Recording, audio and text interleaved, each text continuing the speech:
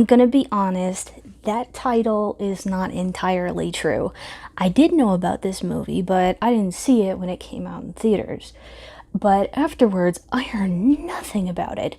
No advertising, no commercials, you barely saw any of the trailers. Anything that got close to advertising I saw was at a barber store in my local mall. They had some posters on there as a line of shaving products. Very similar to Sephora when they released a new Disney set of makeups after the Mouses released some new remake of some sort.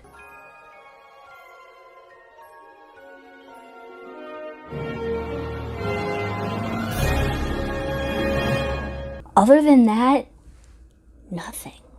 Recently, I've picked up the movie, and by the end, I was actually mad that I hadn't heard about this movie. Even with all of the negative connotation, the negative stigma around it, which I didn't find out until I started writing this in the first place, it swooped under the radar, and I could not understand. You're testing me. I'm so terribly sorry. Mosquito. This movie is like if Sherlock Holmes, Inspector Clouseau, and Maxwell Smart had a really bizarre threesome after getting really wasted, and Mortdicai is the strange love child that came out of it. That's what this movie is like.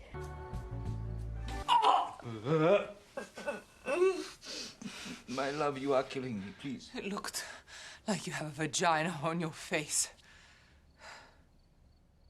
The physical comedy is on point.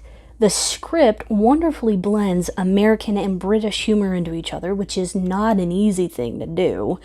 And while the length of the movie can be a little taxing, it does continue to give you a chuckle here and there to keep you engaged in the movie. Ooh, I'll have it on my wall.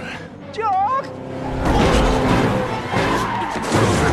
Oh, well done. So, I began to question myself. Why is this seen as such an awful movie? Why does it have such low scores, low thoughts? Just people didn't like it.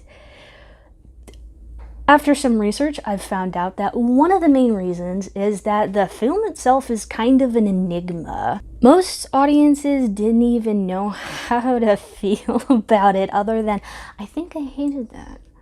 I'm not sure. Even David Coep, the director and writer of the movie, considered it his ultimate low of his career. A movie so bad, he dare not speak its name. And those who have heard of it dare not speak its name. What's its name? Oh, I dare not speak it. If you think I'm joking, during a recent interview, he said this. Are we talking about Mortdicai? That's the movie. It was a critical and commercial and personal disaster. Now, those are very cleansing experiences, but what they make you think is, first of all, I am never going to do this again. Why won't you say its name? I don't know. You know, it's like backstage when you say the Scottish play. You don't say Macbeth. It's kind of the same thing. So the project had some issues behind the scenes. Okay, so what?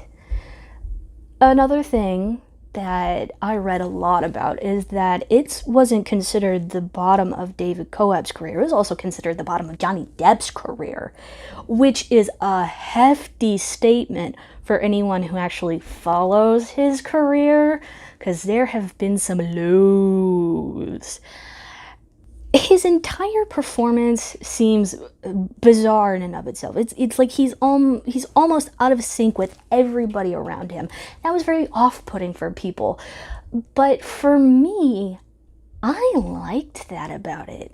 I liked the feeling that he is out of place with everyone around him, because he is giving off the air of a character that is supposed to be like, they're supposed to be abnormal, they're supposed to be odd.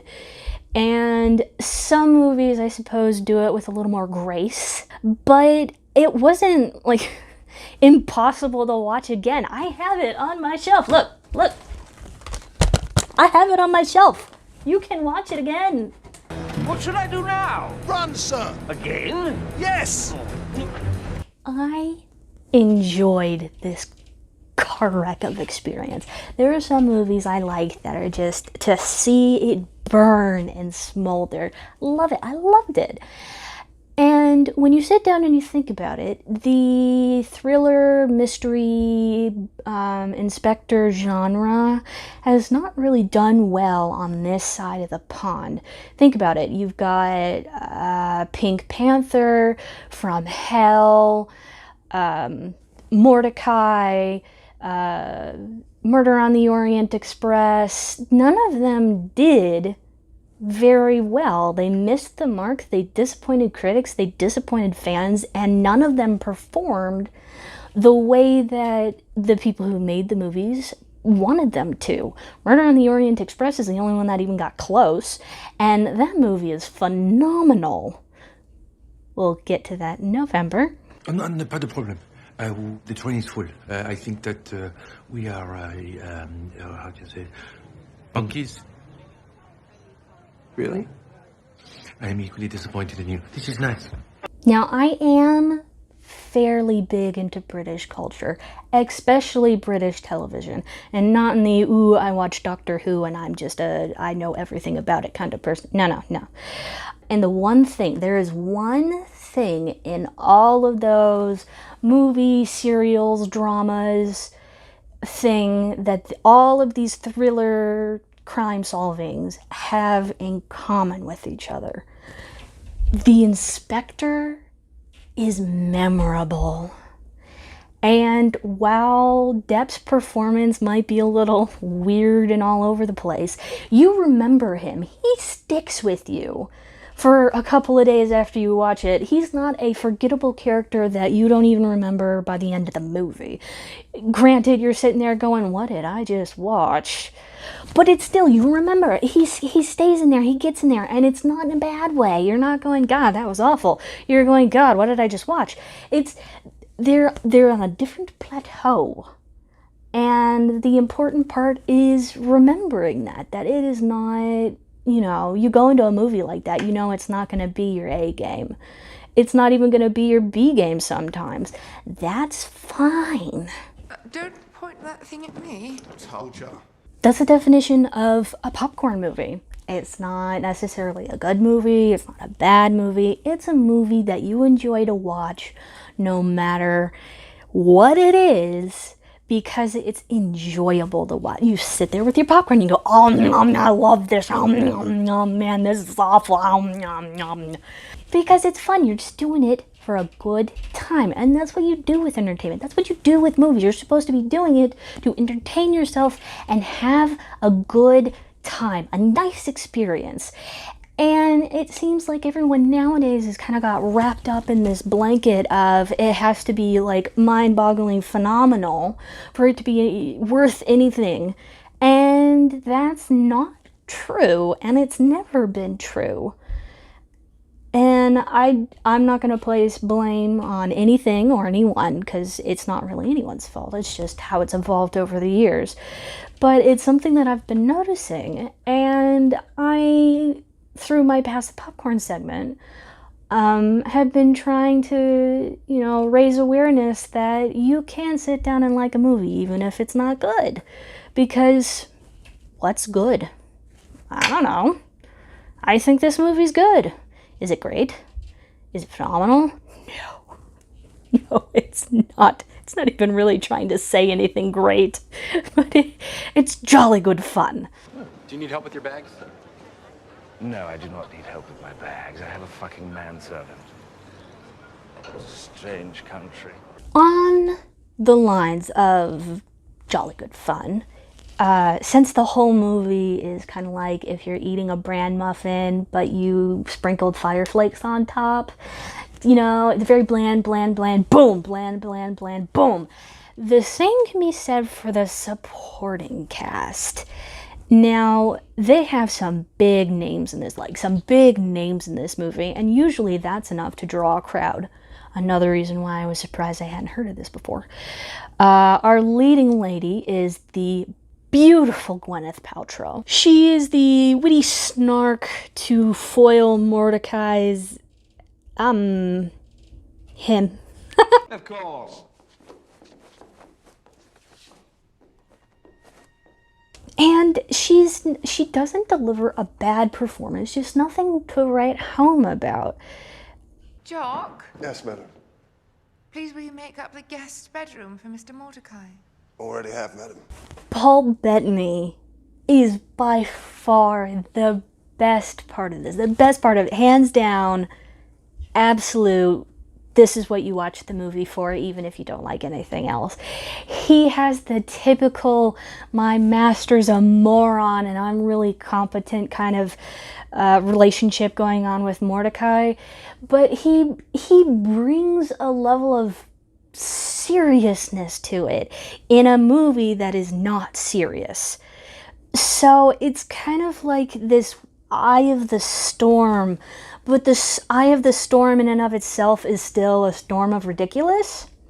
So there are times where in his seriousness, he's still being ridiculous. And it's so much fun. And Mortdicai and him have great banter together, and they have great on-screen chemistry. And on that note, Gwyneth Paltrow also has really great chemistry with Johnny Depp. When you have main characters, especially characters that are, you know, doing the horizontal tango, they really should have some amount of on-screen chemistry. They don't have to be like snogging each other or anything, but you kind of want to believe that they actually do care about each other. And I know some actors are just, you know, they mesh well because that's how humans work, but in this case it works in the film's favor. It's a terrible moment when you find yourself falling in love with your own spouse, isn't it? I'm not gonna lie, I adore Ewan McGregor.